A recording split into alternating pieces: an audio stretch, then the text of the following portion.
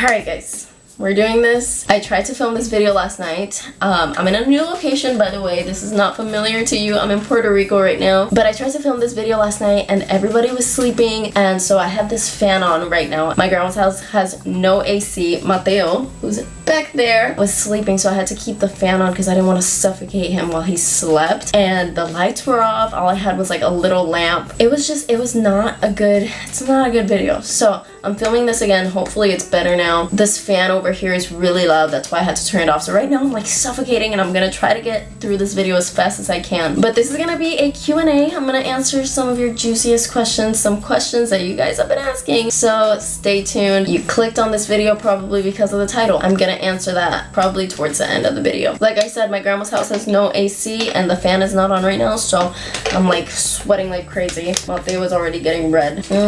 It's hot. It's hot. I know I haven't posted in a couple of weeks. A little story on that. I had some videos edited before I left my house to travel this summer. So I left on the 20th of June. And before that, I was like, I'm gonna get these videos, some videos edited before I leave, because I know while I'm traveling, I'm not gonna have time to edit. And what do you know? With my luck, my hard drive, the thing that I edit on, decided to delete absolutely everything from it. So the last video that I posted actually was one of the videos that was edited already. So I had to re-edit that and post that before I left. And then the rest of the videos, it's been really hard to edit. So the next video that's coming up has a sponsorship in it, so obviously I have to get that approved. I haven't gotten it approved yet, so I'm filming this Q&A. I've been meaning to do this anyway. But yeah, while I'm traveling, it's really hard to edit, especially with Mateo. It's hard enough as it is. I'm not gonna talk about it too much though. Let's get into the Q&A. What's one goal before 2019 ends? Before 2019 ends, I want to have a written out plan for the next year. So short-term goals. That helps me a lot. Obviously, I'm doing other things before the year ends, and I don't like talking too much about my plans because I just feel like if I talk about it, I get nervous and then it doesn't happen. Just a little bit about what I'm thinking, just so you guys can get an idea of what's going on in my head. I'm thinking, it's not totally a plan. I've been meaning to go to school, and if I go back to school, I would go in Atlanta. I was gonna move this year, but my apartment lease doesn't end until October, so I'm gonna have to stay another year because Mateo's gonna start school in August. And he doesn't have to start school in August, but it is a Montessori school, so I do have to pay for the year, like the whole year. I can't just pay for just a couple of months. And obviously I'm not gonna pay for the whole year and then pull him out in October. So I'm gonna have to stay until next year. Hopefully by next summer, when the year is over, I'll move out in that time so that he can start school next year again, or go back to school next year in Atlanta. So hopefully that might happen. I don't know, that's just what I'm thinking, but plans change all the time. Besides working out, what else do you do to better yourself physically and mentally? So I haven't worked out in like a month and a half, which has made me feel really crappy. I haven't had the time. I wish you guys could understand what goes on in my everyday life, because I get really busy and I do everything on my own. I get really stressed out too, and so yeah, I just haven't had the time to do so, with like Mateo's birthday and like people coming in and out of my house and me being freaking everywhere. So I've been active just because I've been busy, but I haven't had the time to work out, and that helps me a lot. So besides that, to better myself physically, I obviously like to eat healthier, which I also haven't been doing very well at because I've been traveling. That means, you know, stopping at places to get fast food because I can't cook. I'm not in my house. Being in Puerto Rico is helping because my grandma obviously makes home cooked meals, and I've been visiting family and they also feed me. So like I feel a little spoiled. Also, surrounding yourself with good people. Hello? You coming back for water? Surrounding yourself with good people definitely helps mentally. And I don't mean surrounding yourself with just anyone. There can be some people in your life that can be super toxic, and it can be hard to cut them out. I know this isn't a question about toxic relationships, but it is important. In order for you to better yourself, you need to pay attention to your surroundings. Also, taking time for yourself is important. Just like take a day off, don't clean, don't worry about work or studying, as long as you're not like behind on anything. Take a bath, I don't know, clip your nails, clean your ears and your belly button, as long as you're not thinking about your stressors. What other names were you considering for Mateo? So I feel like I've talked about this before, but I was considering the name Luca for a long time, and I think I definitely have talked about this before, but like years ago. I was considering the name Luca, but the only reason I didn't name him Luca was because his last name is Sarluca, so his name would have been Luca Sarluca, and that would have been silly. Thankfully, we won't have the problem anymore. T. How difficult is it to have a child and a dog to take care of? Me encantan tus videos y tu buena vibra. Thank you so much. She said she likes my videos and my good vibes. It's very hard to take care of a child and a dog. I didn't realize how difficult it would be, especially because my dog is freaking huge and I live in an apartment and I have to climb those stairs every single day, and it's hard. It's so freaking difficult. I wish somebody would have told me. I don't regret getting Ginger. I love her so very much, but it definitely takes some sacrifices. For example, I had to take her to North Carolina. I have been vlogging, so you guys will see that in the next couple of videos. I had to take her to North Carolina with my dad because I was gonna be gone for over a month and I didn't want to put her in a doggy daycare. I took a road trip. My dad loves dogs. He has a dog and he's been sending me pictures and videos and it's so cute, and I knew that Ginger was gonna be safe there. It's a sacrifice to have a dog. It's a lot more money, so if you're considering getting a dog, make sure you are financially stable, make sure you have the mental capacity for it, because girl, it's stressful, and enough space, especially if you're getting a big dog. What's the most challenging thing you've had to face being a young mother to Mateo, and if you had the chance, would you do anything different, or are you satisfied with how everything has played out? That's a loaded question. I don't regret anything. I mean, I've obviously had my fair share of struggles in the past couple of years since having Mateo, and you guys have followed along. The most stressful thing, I think, would be doing everything alone. I was living far from family in Orlando, and if you followed along, you know why I moved to Orlando, but if you haven't, basically, I moved there because my baby's father had gotten a job there, and so we moved there. We were thinking about moving there together anyway, so he was looking for a job there, but it didn't end up working out, and so I was left alone, and with a lot of things happened during that time that I won't even get into. If you want to binge watch my videos, go ahead, but even then I didn't get too into everything, obviously, because there's a lot of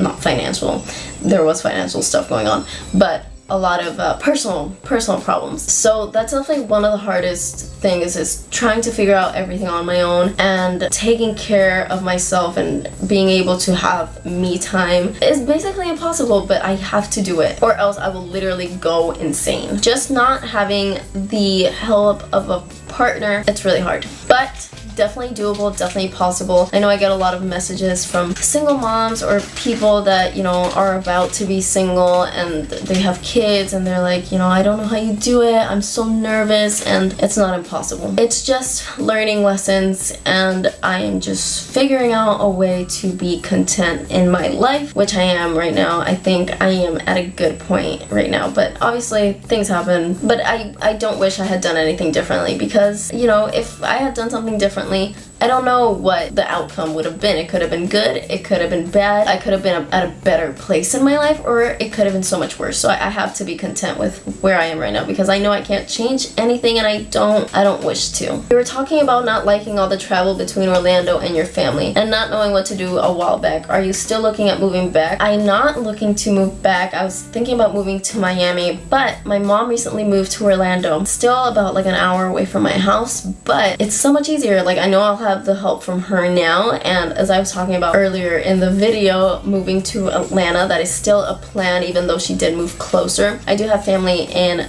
Atlanta. I have friends over there because I grew up in Georgia for a very big part of my life. So no, I'm not looking to move back to Miami anymore because my mom moved out, and I don't really like living in Miami anyway. How do you plan to use the time once Mateo is in school? Good question, because he's about to start school, hopefully. It's not gonna be a full day program where he's in school like the majority of kids are, because it is a Montessori school and he's only 3 years old, so it's like easing him into going to school. So it's only gonna be a couple of hours. I plan on obviously using that time to go to the gym as soon as I drop him off, because going to the gym is so important to me, but also it'll help me so much with YouTube, with editing. You guys have no idea how much this will help me. I'm really excited. It's like, it's a good thing for the both of us. I'm obviously very nervous because it's just me and him at all times. He doesn't really stay with anyone for like an extended period of time, but it'll be good.